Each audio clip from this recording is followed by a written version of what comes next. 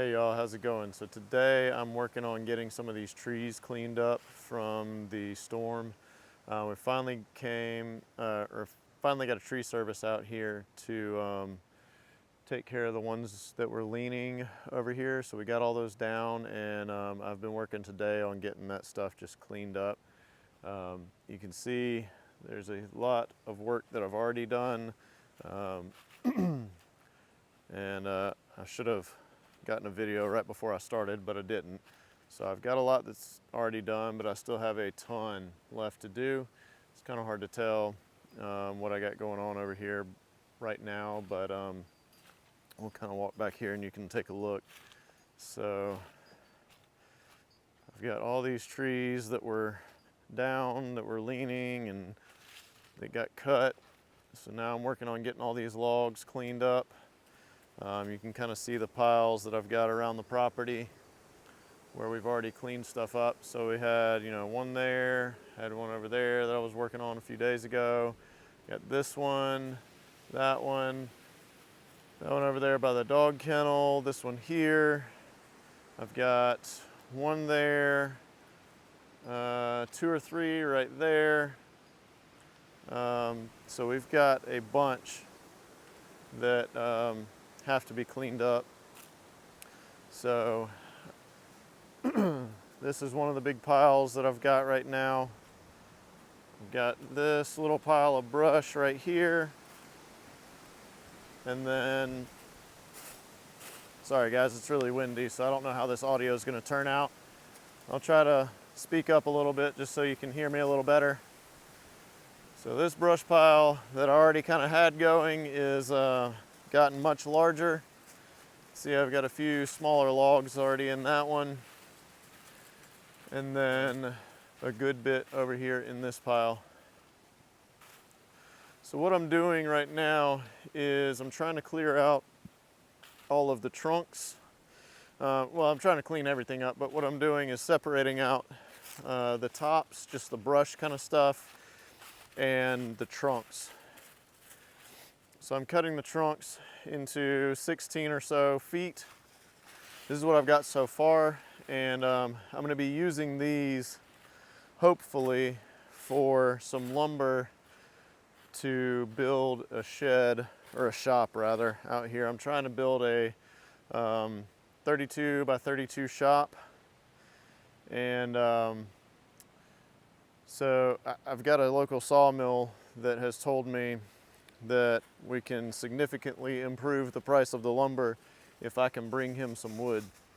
So that's kind of what my plan is here. I'm just stacking it up here so that I can get to it easily and load it on his trailer at some point whenever we get ready to do that project.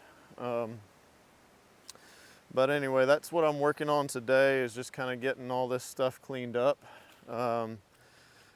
And as part of this process, because I've decided, well, the wife has decided and I kind of agreed, that these 2 trees right here, this one and this one at least at a minimum, also need to come down. It's not very often that we get hurricane type storms around here, but this one caused a lot of damage, and we had the one tree on the house, and thankfully it was pretty close to the house and didn't get a lot of momentum before it hit. But if either one of these are much larger trees, if either one of these were to have hit the house, I mean, it would have gone straight through, and this right here is our bedroom. So, if this tree had fallen this way, I mean, we probably would be dead right now. So we're gonna clean that up. I talked to the tree service, insurance only paid for so much of this. And I talked to him and asked him how much it would cost to get these taken down, and he told me about $22.50 per tree. And so in lieu of doing that, I have gone ahead and purchased a new chainsaw.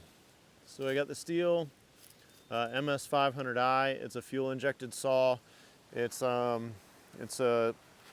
professional grade saw that is got a lot more power than the one that I had. You can see Sadie had to get one too while we were in the store. So she's got that one, which is kind of awesome. She loves it.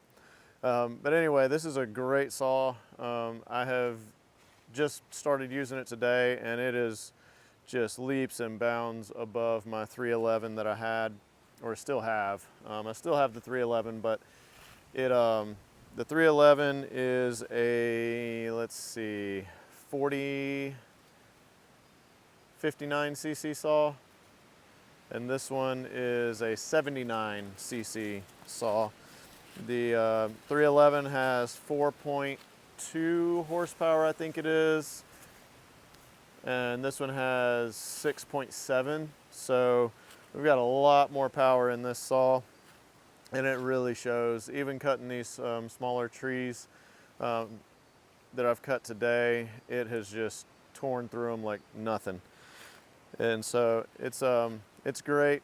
I'm really happy with it. The biggest reason that I bought a bigger saw, and I went ahead and went with the 500i just for the fuel injection and and the power, but I also went with it because it can handle bigger bars. The 20-inch bar is all that I can put, or is the biggest that I can put on my 311.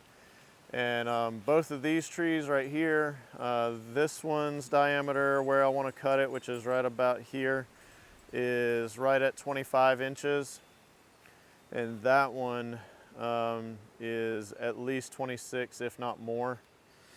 And so, and I also have a tree down in the woods on the other side of the house with a diameter of like 31 inches. So I went ahead and got a 32-inch bar for the saw today. I thought about getting a 36, but that's just going to be way bigger than what I need for pretty much everything out here. The 25 that comes on it is going to be enough for a lot, but I really wanted that 32-inch bar to cut these trees, just so I knew that no matter how high I went or how low I went on them, I wasn't going to have an issue with the hole saw getting through it. So I went ahead and picked that up today, and I'm excited to give it a shot. So I was able, given the cost of cutting those two trees, we were going to be right at $4,500 to get both of those down. And I was able to buy the saw and some rigging equipment and things like that to make sure that they go the direction that I want them to go. I didn't want to leave it up to just my ability to cut with them this close to the house. So I've got some rigging equipment and stuff that we're gonna get ropes way up in the tree and pull them down away from the house as we cut. So that'll be a video at some point whenever all that stuff comes in. I think I got about a week before the slingshot and everything gets here to get the ropes up there. So anyway, that's what I'm working on right now, is just trying to clean this giant mess up. So for right now, we're just going to get to work back here, clean up some of these logs, and we'll see what all we can get done today.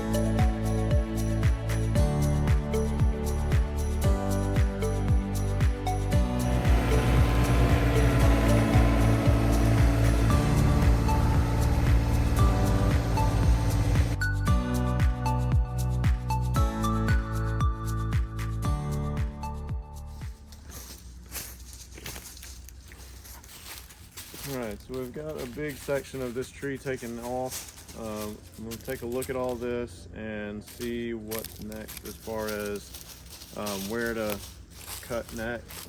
If you look over here,